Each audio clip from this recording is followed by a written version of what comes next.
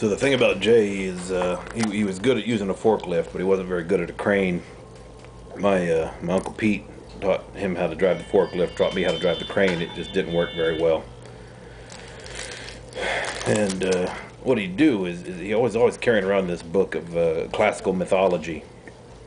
And so he'd be sitting there, a lot of working a crane. He's just kind of sitting around waiting for people to pull up on the truck. So he'd get bored sitting there talking and waiting.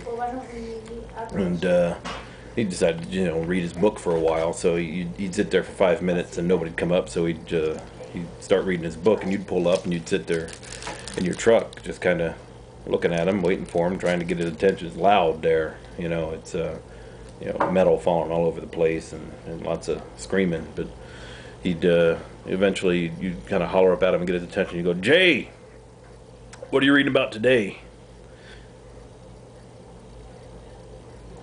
And he'd look down at you and he'd say, "Sisyphus." And I never really knew what he was talking about. But the last time they let him use the magnet crane, I was sitting out in the back.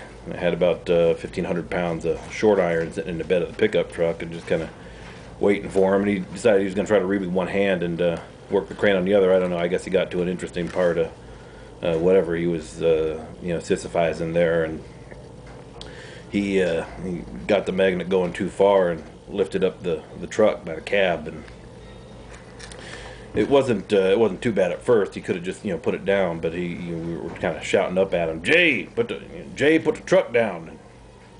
And he was really engrossed. I guess he was deep into what he was reading, and he dropped the truck in the baler, and well, that didn't really you could probably pull the truck back out of the baler at that point. It's not that big of a deal, but he wasn't paying attention, and the baler was still going. So when the gas tank went up, it killed 3 men.